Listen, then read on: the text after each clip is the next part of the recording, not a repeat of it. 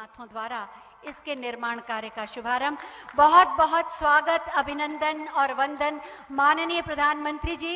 एक बार आप सब अपना उपस्थिति का एहसास कराएं।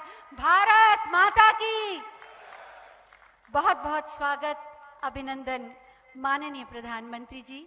आज के इस कार्यक्रम में मैं सबसे पहले उत्तर प्रदेश को विकास के नए शिखर पर ले जाने वाले और उसे देश का सर्वश्रेष्ठ राज्य बनाने के लिए संकल्पित माननीय मुख्यमंत्री माननीय श्री योगी आदित्यनाथ जी से बहुत ही आदर के साथ अनुरोध करूंगी कि वो माननीय प्रधानमंत्री जी का स्वागत करें आपकी जोरदार तालियों के साथ।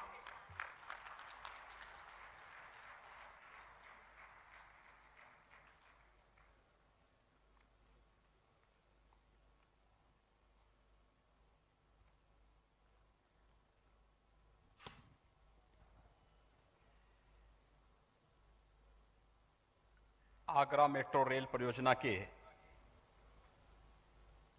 निर्माण कार्य के शुभारंभ कार्यक्रम में आज जिनके मार्गदर्शन, प्रेरणा और आशीर्वाद से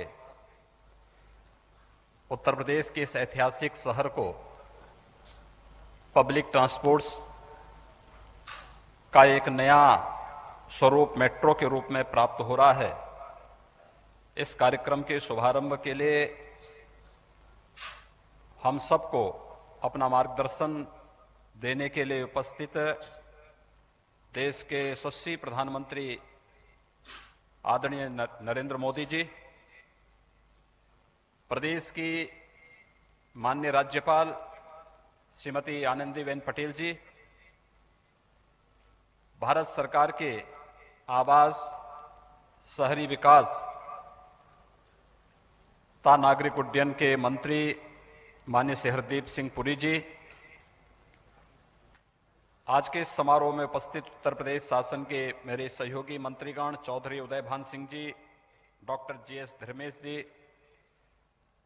माननीय सांसद प्रोफेसर एसपी सिंह बघेल जी, माननीय श्री राजकुमार चाहर जी, माननीय श्री हरिद्वार दुबे जी, महापौर आगरा श्री नवीन जैन जी, माननीय विधायकगण श्री योगेंद्र उपाध्याय जी, श्री पुरुषोत्तम खंडेलवाल जी, श्री राम प्रताप सिंह जी, श्रीमती हेमलता दिवाकर जी, श्री महेश गोयल जी, श्री जितेंद्र वर्मा जी, रानी पक्षसालिका सिंह जी, सचिव आवासन और शहरी कार्य मंत्रालय भारत सरकार श्री डीएस मिश्रा जी, प्रमुख सचिव आवास और शहरी नियोजन उत्तर प्रदेश शासन श्री दीपक कुमार जी और उपस्थित मेट्रो कार्य योजना के शुभारंभ के समारोह में उपस्थित आगरा के सभी उपस्थित नागरिक बंधुओं, भाइयों, बहनों, मैं आप सब की ओर से देश के यशस्वी प्रधानमंत्री आदरणीय मोदी जी का आज के इस कार्यक्रम में हृदय से स्वागत करता हूं, अभिनंदन करता हूं। आगरा वासियों के लिए आज का दिन अत्यंत महत्वपूर्ण है,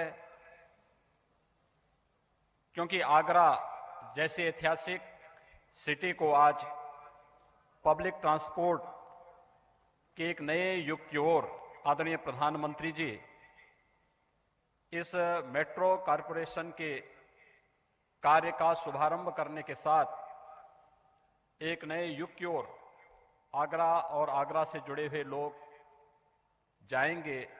इस दृष्टि से, क्योंकि आगरा में न केवल वर्तमान में 26 लाख की आबादी यहां पे निवास करती है, अपितु प्रतिवर्ष लाखों की संख्या में देशी विदेशी पर्यटक भी इस आगरा सिटी में आकर के पर्यटन की सुविधाओं का लाभ लेते हैं। लेकिन आज के समय के अनुरूप आगरा शहर में पर्यावरण के अनुकूल पब्लिक ट्रांसपोर्ट सुविधा का अभाव होने के कारण अक्सर पर्यटन की सुविधाओं को विकसित करने और उसे प्रोत्साहित करने में दिक्कतें आ रही थी। सुप्रीम कोर्ट ने भी कई बार इस पर चिंता व्यक्त की, लेकिन उस सब के बावजूद देश के अंदर बेहतर पब्लिक ट्रांसपोर्ट सिस्टम के लिए, मेट्रो जैसी सुविधाओं के विकास के लिए आदरणीय प्रधानमंत्री जी ने पिछले 6 वर्षों के दौरान देश के अंदर जो प्रयास प्रारंभ किए, आज उसका परिणाम है कि उत्तर प्रदेश जैसे राज्य में भी तेजी के साथ मेट्रो सुविधाओं का व्यापक प्रसार हुआ है। प्रदेश के अंदर गाजियाबाद, नोएडा, ग्रेटर नोएडा, प्रदेश की राजधानी लखनऊ में सफलतापूर्वक मेट्रो के संचालन के साथ ही आदरणीय प्रधानमंत्री जी के द्वारा कानपुर शहर में मेट्रो कार्य के शुभारंभ का जो कार्य प्रारंभ हुआ था, युद्ध स्तर पर मेट्रो का कार्य कानपुर में वर्तमान में चल रहा है। और आज हम सब के लिए सौभाग्य की बात है कि आगरा सिटी में भी मेट्रो कार्य का शुभारंभ आज प्रधानमंत्री जी के कर कमलों से हो रहा है। मैं इस अवसर पर आदरणीय प्रधानमंत्री जी का आगरा वासियों की ओर से, प्रदेशवासियों की ओर से एक बार फिर से हृदय से अभिनंदन करता हूं, स्वागत करता हूं। भाइयों बहनों, आज हम सब के लिए गौरव की बात है कि जहां एक तरफ इस कोरोना कालखंड में देश के अंदर गरीब के लिए, नौजवान के लिए, समाज के प्रत्येक तबके के लिए शासन की योजनाओं का, कल्याणकारी योजनाओं का लाभ प्रदान करने के लिए आदरणीय प्रधानमंत्री जी के नेतृत्व में अभूतपूर्व कार्य हुआ, वहीं साथ ही साथ आत्मनिर्भर भारत को तेजी के साथ आगे बढ़ाने, इंफ्रास्ट्रक्चर के डेवलपमेंट के लिए जो प्रयास प्रारंभ हुए हैं वह अभूतपूर्व हैं ही। मैं इसके लिए आदरणीय प्रधानमंत्री जी का अभिनंदन करता हूं। लेकिन इसका सबके साथ ही आज हम सबको एक अन्य बहुत अच्छी खुशखबरी हम सब के लिए है कि संयुक्त राष्ट्र व्यापार और विकास सम्मेलन का investment promotion award 2020 invest India को दिए जाने के लिए मैं आदरणीय प्रधानमंत्री जी को हृदय से, प्रदेशवासियों की ओर से बधाई देता हूं। नए भारत को दुनिया के शीर्ष निवेश स्थलों में से एक के रूप में प्रचारित करने में आदरणीय प्रधानमंत्री जी की दृष्टि और मार्गदर्शन के लिए हम सब उनके कृतज्ञ हैं।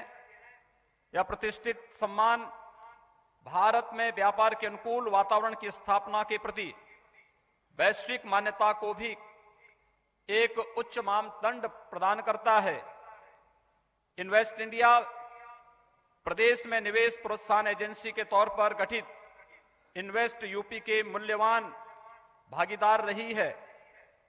मैं देश में ईज ऑफ डूइंग बिजनेस के लिए किए गए साधारण प्रयासों के लिए आदरणीय प्रधानमंत्री श्री नरेंद्र मोदी जी का आभार व्यक्त करता हूं। उत्तर प्रदेश में अधिकाधिक निवेश लाने के लिए इन्वेस्ट यूपी, इन्वेस्ट इंडिया के साथ मिलकर कार्य करने के लिए सदैव तत्पर रहेगी। इस विश्वास के साथ एक बार मैं फिर से आदरणीय प्रधानमंत्री जी का आज के इस अवसर पर हृदय से स्वागत करता हूं, अभिनंदन करता हूं। आप सभी आगरा वासियों को मेट्रो कार्य के शुभारंभ के इस अवसर पर हृदय से बधाई भी देता हूं, शुभकामनाएं देता हूं। धन्यवाद। जय हिंद। बहुत बहुत धन्यवाद माननीय। आपने बिल्कुल सच कहा कि आज से आगरा के विकास के एक नए युग का प्रारंभ हो रहा है। आगरा मेट्रो रेल परियोजना क्या है, इससे क्या क्या लाभ होंगे, कैसी होगी ये, इसी के बारे में जानकारी देती हुई एक छोटी सी फिल्म बनाई गई है। आइए देखते हैं ये फिल्म।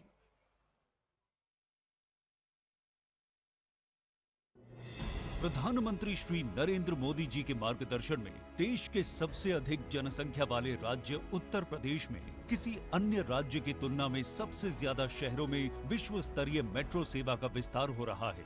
पिछले 5 वर्षों में लखनऊ, गाजियाबाद, नोएडा और ग्रेटर नोएडा में 83 किलोमीटर मेट्रो संचालन के आरंभ के बाद कानपुर, आगरा और दिल्ली से मेरठ के बीच बन रही देश की पहली RRTS परियोजना के तहत 131 किलोमीटर नए कॉरिडोर्स का निर्माण कार्य प्रारंभ हुआ है। भारत सरकार एवं उत्तर प्रदेश सरकार के संयुक्त स्वामित्व वाली company Uttar Pradesh metro rail corporation ने लखनऊ में 23 किलोमीटर लंबे उत्तर दक्षिण मेट्रो रेल कॉरिडोर का निर्माण रिकॉर्ड समय में पूरा करने का कीर्तिमान स्थापित किया। प्रदेश के प्रमुख औद्योगिक नगर कानपुर में कुल 32.5 किलोमीटर लंबे 2 कॉरिडोर वाली मेट्रो रेल परियोजना पर आईआईटी कानपुर से मोती झील तक 9 किलोमीटर लंबे प्रायोरिटी कॉरिडोर पर निर्माण कार्य भी अत्यंत तीव्र गति से चल रहा है। आगरा में भी अब विश्व स्तरीय मेट्रो सुविधा के लिए निर्माण कार्य शुरू हो रहा है। 26 लाख जनसंख्या के साथ आगरा उत्तर प्रदेश का तीसरा सबसे घनी आबादी वाला शहर है। ये दुनिया भर के पर्यटकों और कला प्रेमियों के साथ व्यावसायिक दृष्टि से भी प्रदेश के प्रमुख शहरों में से एक है। 8,379.62 करोड़ रुपए की लागत के साथ आगरा में 29.4 किलोमीटर लंबे 2 मेट्रो कॉरिडोर का निर्माण होगा। पहला कॉरिडोर ताज ईस्ट गेट से सिकंदरा के मध्य निर्मित होगा, जिसकी कुल लंबाई 14 किलोमीटर होगी, जिसमें 6 एलिवेटेड और 7 भूमिगत स्टेशन निर्मित किए जाएंगे। 15.4 किलोमीटर लंबा और 14 स्टेशनों वाला दूसरा कॉरिडोर आगरा कैंट और कालिंदी विहार को आपस में जोड़ेगा। ये कॉरिडोर पूरी तरह एलिवेटेड होगा। देश के 27 शहरों में मेट्रो परियोजनाएं चल रही हैं और वर्ष 2022 तक करीब 1000 किलोमीटर मेट्रो रेल की संरचना देश को समर्पित करने की तैयारी है। आज प्रधानमंत्री नरेंद्र मोदी के कर कमलों द्वारा आगरा मेट्रो परियोजना के निर्माण कार्य का होने जा रहा है शुभारंभ।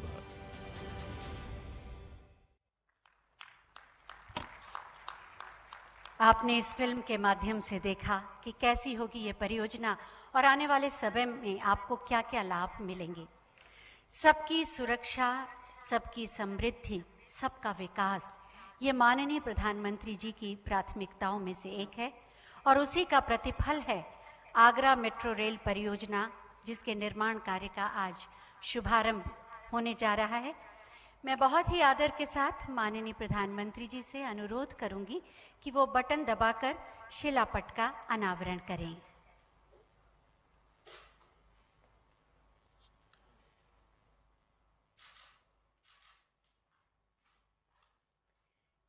शिलापट का अनावरण आगरा के विकास में एक नए अध्याय का प्रारंभ, सबके सपने साकार होने का आश्वासन।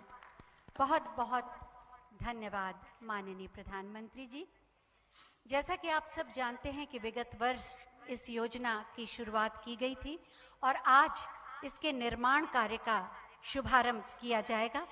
मैं माननीय प्रधानमंत्री जी से अनुरोध करूंगी कि बटन दबाकर रिग मशीन द्वारा आगरा मेट्रो रेल परियोजना के निर्माण कार्य का शुभारंभ करने की कृपा करें।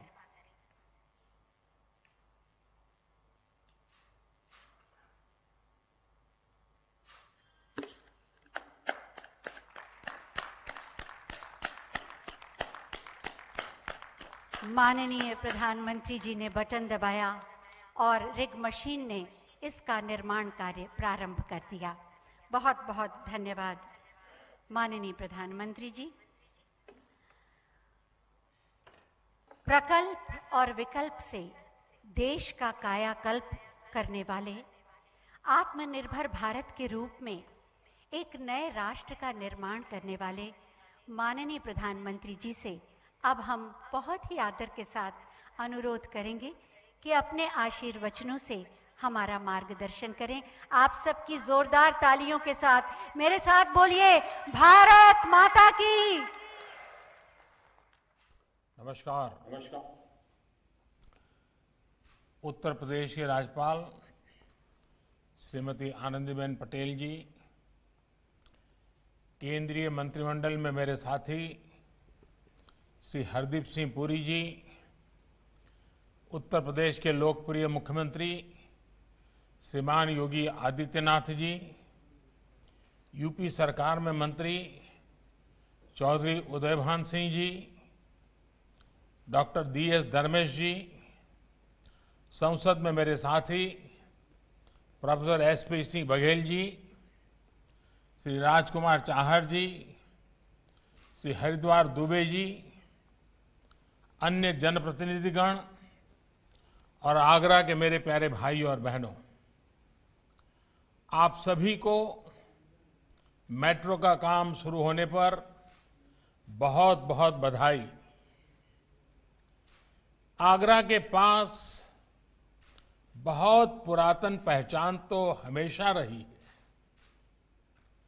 अब इसमें आधुनिकता का नया आयाम जुड़ रहा है। सैकड़ों वर्षों का इतिहास संजोए ये शहर अब 21वीं सदी के साथ कदम ताल मिलाने के लिए तैयार हो रहा है। भाइयों और बहनों, आगरा में स्मार्ट सुविधाएं विकसित करने के लिए पहले ही लगभग 1000 करोड़ रुपए के प्रोजेक्ट्स पर काम चल रहा है। पिछले साल जिस कमांड एंड कंट्रोल सेंटर का शिलान्यास करने का मुझे सौभाग्य मिला था, वो भी बनकर तैयार है। मुझे बताया गया है कि कोरोना के समय में ये सेंटर बहुत उपयोगी सिद्ध हुआ। अब 8000 करोड़ रुपए से अधिक का ये मेट्रो प्रोजेक्ट आगरा में स्मार्ट सुविधाओं के निर्माण से जुड़े मिशन को और मजबूत करेगा। साथियों, बीते 6 सालों में यूपी के साथ ही पूरे देश में जिस स्पीड और स्केल पर मेट्रो नेटवर्क पर काम हुआ, वही सरकार की पहचान और प्रतिबद्धता दोनों को दर्शाता है। 2014 तक देश में लगभग 225 किलोमीटर मेट्रो लाइन ऑपरेशनल हुई थी। साल 2014 के बाद के 6 वर्षों में देश में 450 किलोमीटर से ज्यादा मेट्रो लाइन देश भर में ऑपरेशनल है और लगभग 1000 किलोमीटर मेट्रो लाइन पर तेज गति से काम भी चल रहा है। आज देश के 27 शहरों में मेट्रो का काम या तो पूरा हो चुका है या फिर काम अलग अलग चरणों में है। यूपी की ही बात करें तो आगरा मेट्रो सुविधा से जुड़ने वाला ये यूपी का 7वां शहर है।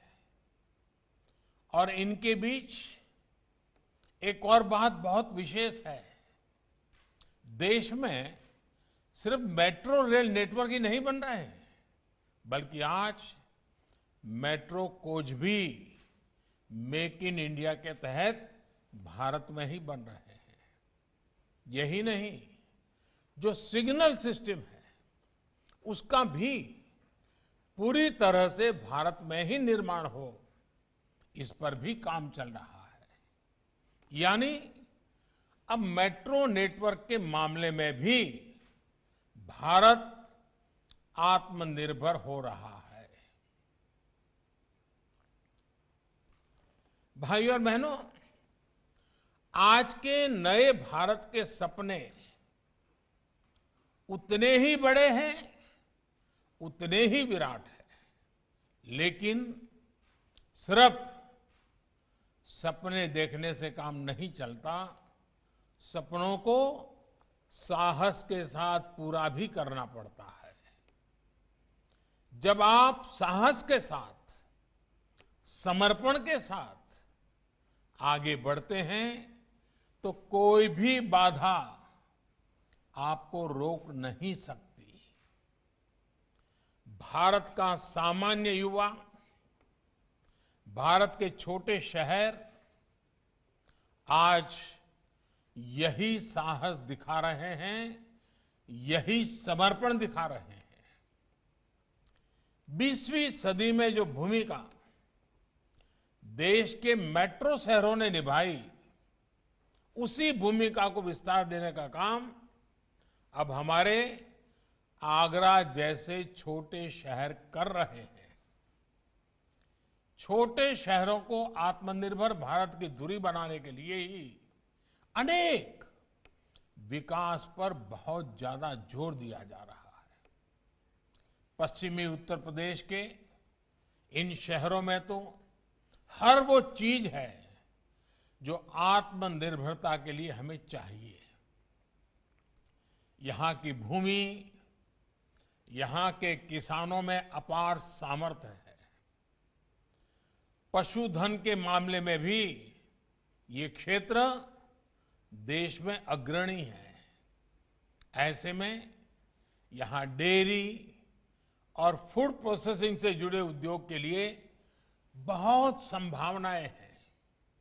इसके अलावा ये क्षेत्र सर्विस सेक्टर और मैन्युफैक्चरिंग सेक्टर में भी आगे बढ़ रहा है। साथियों, आधुनिक सुविधाएं मिलने से, आधुनिक कनेक्टिविटी मिलने से पश्चिमी यूपी का यह सामर्थ्य और बढ़ रहा है। देश का पहला rapid rail transport system Meerut से दिल्ली के बीच बन रहा है। दिल्ली मेरठ के बीच 14 लेन का एक्सप्रेस वे भी जल्द ही इस क्षेत्र के लोगों की सेवा देने लगेगा। पश्चिमी उत्तर प्रदेश के अनेक जिलों को जोड़ने वाले गंगा एक्सप्रेस वे को योगी जी की सरकार पहले ही स्वीकृति दे चुकी है। यही नहीं, यूपी में दर्जनों एयरपोर्ट्स को रीजनल कनेक्टिविटी के लिए तैयार किया जा रहा है। इसमें भी अधिकतर पश्चिमी उत्तर प्रदेश में है। ग्रेटर नोएडा के जेवर में आधुनिक विश्व स्तरीय ग्रीनफील्ड एयरपोर्ट से तो इस पूरे क्षेत्र की पहचान पूरी तरह बदलने वाली है। साथियों, देश के इंफ्रास्ट्रक्चर की एक बहुत बड़ी दिक्कत हमेशा से ये रही थी कि नए प्रोजेक्ट्स की घोषणा तो हो जाती थी, लेकिन इसके लिए पैसा कहां से आएगा, इस पर बहुत ध्यान नहीं दिया जाता था। इस वजह से प्रोजेक्ट बरसों तक लटके रहते थे। उनमें काम की रफ्तार बहुत धीमी होती थी, नाम मात्र का काम होता था।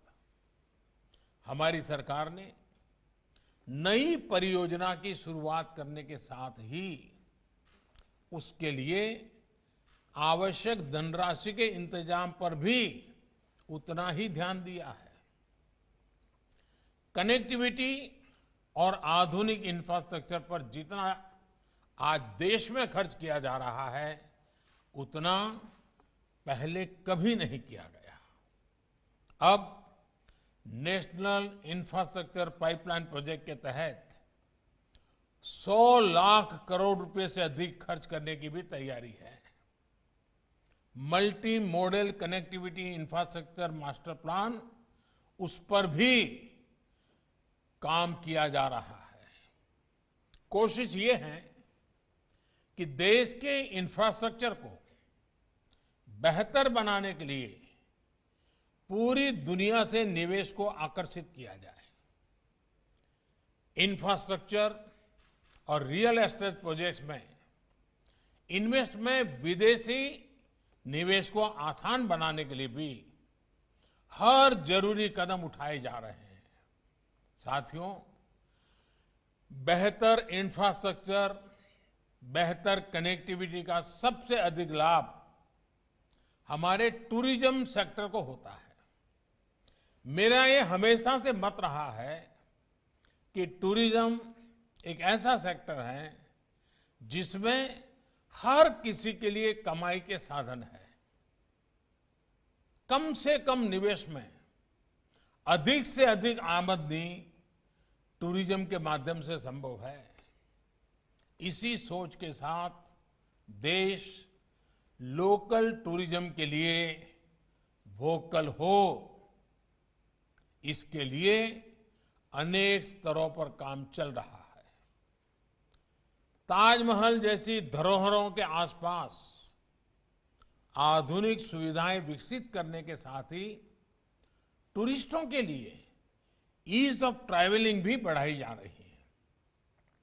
सरकार ने न सिर्फ ई वीजा स्कीम में शामिल देशों की संख्या में काफी वृद्धि की है, इसके साथ ही होटल रूम टैरिफ पर टैक्स को भी काफी कम किया है। स्वदेश दर्शन और प्रसाद जैसी योजनाओं के माध्यम से भी टूरिस्टों को आकर्षित करने के प्रयास किए जा रहे हैं। सरकार के प्रयासों से भारत अब ट्रैवल और टूरिज्म कॉम्पिटिटिवनेस इंडेक्स में 34वें नंबर पर आ गया है, जबकि 2013 में भारत इसी इंडेक्स में 65वें नंबर पर रुका पड़ा था। आज वहां से इतनी प्रगति हुई है। मुझे उम्मीद है जैसे जैसे कोरोना की स्थिति सुधरती जा रही है, वैसे ही बहुत जल्द ही टूरिज्म सेक्टर की रौनक भी फिर से लौट आएगी। साथियों, नई सुविधाओं के लिए, नई व्यवस्थाओं के लिए रिफॉर्म्स बहुत जरूरी हैं। हम पिछली शताब्दी के कानून लेकर के अगली शताब्दी का निर्माण नहीं कर सकते। जो कानून पिछली शताब्दी में बहुत उपयोगी हुए, वो अगली शताब्दी के लिए बोझ बन जाते हैं, और इसलिए रिफॉर्म ये लगातार प्रक्रिया होनी चाहिए। लोग अक्सर सवाल पूछते हैं कि पहले की तुलना में अब हो रहे रिफॉर्म्स ज्यादा बेहतर तरीके से काम क्यों करते हैं? पहले की तुलना में अब अलग क्या हो रहा है? कारण बहुत ही सीधा है। पहले रिफॉर्म्स टुकड़ों में होते थे, कुछ सेक्टरों, कुछ विभागों को ध्यान में रख के होते थे। अब एक संपूर्णता की सोच से रिफॉर्म्स किए जा रहे हैं। अब जैसे शहरों के विकास के को ही हम ले लें, शहरों के विकास के लिए हमने 4 स्तरों पर काम किया है। बीते समय से चली आ रही समस्याओं का समाधान हो,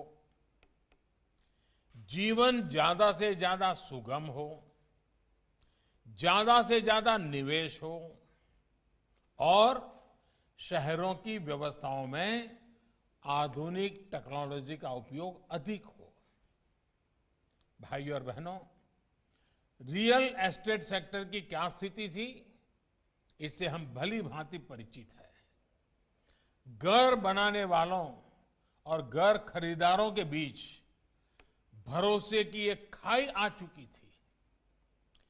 कुछ गलत नियत वाले लोगों ने पूरे रियल एस्टेट को बदनाम करके रखा था। हमारे मध्यम वर्ग को परेशान करके रखा था। इस परेशानी को दूर करने के लिए रेरा का कानून लाया गया। हाल में कुछ रिपोर्ट जो आई है वो बताती है कि इस कानून के बाद मिडिल क्लास के घर तेजी से पूरे होने शुरू हुए हैं। इसी तरह हमारे शहरों में एक और बड़ी समस्या है, बड़ी संख्या में खाली पड़े घरों की। ये तब है जब बड़ी आबादी को किराए पर घर मिलने में भी परेशानी होती है। इस समस्या को दूर करने के लिए भी एक मॉडल कानून बनाकर राज्यों को दिया जा चुका है। साथियों, शहरों का जीवन आसान बनाने के लिए आधुनिक पब्लिक ट्रांसपोर्ट से लेकर हाउसिंग तक चौतरफा काम चल रहा है। यहां आगरा से ही प्रधानमंत्री आवास योजना की शुरुआत हुई थी। इस योजना के तहत शहरी गरीबों के लिए 1 करोड़ से ज्यादा घर स्वीकृत हो चुके हैं। शहर के मध्यम वर्ग के लिए भी पहली बार घर खरीदने के लिए मदद की जा रही है। अब तक 12.5 लाख से ज्यादा शहरी मध्यम वर्गीय परिवारों को भी घर खरीदने के लिए लगभग 28,000 करोड़ रुपए की मदद दी जा चुकी है। अमृत मिशन के तहत देश के सैकड़ों शहरों में पानी, सीवर जैसे इंफ्रास्ट्रक्चर को अपग्रेड किया जा रहा है। शहरों में सार्वजनिक टॉयलेट्स की बेहतर सुविधाएं हो, वेस्ट मैनेजमेंट की आधुनिक व्यवस्था हो, वेस्ट मैनेजमेंट को प्रायोरिटी देने के तरीके हो, इसके लिए स्थानीय निकायों को मदद दी जा रही है। भाइयों और बहनों, आज शहरी गरीब को मुफ्त इलाज मिल रहा है और मध्यम वर्ग को सस्ती दवाई मिल रही है, सस्ती सर्जरी उपलब्ध कराई जा रही है। सरकार की कोशिशों से बिजली से लेकर मोबाइल फोन तक उस पर खर्च बहुत कम हुआ है। एजुकेशन लोन से लेकर होम लोन तक ब्याज की दरें कम की गई हैं। ये भी पहली बार हुआ है जब रेहड़ी, ठेले, फेरी वाले छोटे उद्यमों को बैंकों से सस्ता ऋण उपलब्ध कराया गया है। यही तो सबका साथ, सबका विकास, सबका विश्वास है। भाइयों और बहनों, ये जो रिफॉर्म्स बीते कुछ समय से किए जा रहे हैं, उनसे देश में नया आत्मविश्वास आया है। विशेष तौर पर देश की बहनों, बेटियों तक जिस प्रकार सरकारी लाभ पहुंचा है, वो सचमुच में अगर बारीकियों में जाएंगे तो आपको भी संतोष देगा। पहले की तुलना में आपके अंदर भी एक नया विश्वास बढ़ेगा। हर रोज दूर सुदूर से अनेक चिट्ठियां मुझे मिल रही है। मीडिया के माध्यम से बहनों, बेटियों की भावनाएं मुझ तक पहुंच रही है। माताओं, बहनों के इसी आशीर्वाद से मैं वाकई भाव विभोर हूं। देश की बहनों, बेटियों, देश के युवाओं, देश के किसानों, देश के श्रमिकों, कर्मचारियों, व्यापारियों का विश्वास बीते हर चुनाव में दिख रहा है। यूपी सहित देश के कोने-कोने में चुनाव के नतीजों में ये विश्वास झलक रहा है। 2-3 दिन पहले तेलंगाना में, हैदराबाद में गरीब और मध्यम वर्ग ने सरकार के प्रयासों को अभूतपूर्व आशीर्वाद दिया है। आपका साथ और आपका समर्थन ही मेरी प्रेरणा शक्ति है। देशवासियों की छोटी से छोटी खुशी मुझे नए नए काम करने की हिम्मत देते हैं, नए इनिशिएटिव लेने की ताकत देते हैं, ताकि मैं आपकी भलाई के लिए और ज्यादा कर सकूं। आत्मनिर्भरता का ये आत्मविश्वास यूं ही निरंतर मजबूत होता रहे, विकास के कार्य ऐसे ही बढ़ते चलें, इसी कामना के साथ आपको मेट्रो प्रोजेक्ट की फिर से बहुत बधाई। लेकिन एक बात मैं जरूर याद कराऊंगा, कोरोना के टीका का इंतजार है। और पिछले दिनों में जब वैज्ञानिकों से मिला तो अब कोई ज्यादा देर होगी ऐसा नहीं लगता है। लेकिन संक्रमण के बचाव को लेकर हमारी सावधानी में कोई कमी नहीं आनी चाहिए। मास्क, 2 गज की दूरी, ये बहुत जरूरी है। आप इसका ध्यान रखेंगे, इसी विश्वास के साथ आप सबका बहुत बहुत आभार, धन्यवाद। बहुत बहुत धन्यवाद माननीय प्रधानमंत्री जी। आपकी प्रेरणादायी वाणी हमेशा ही हमारे अंदर साहस और बल का संचार करती है और साथ ही सपनों को सच करने की प्रेरणा भी देती है। आपका बहुत बहुत धन्यवाद, आभार।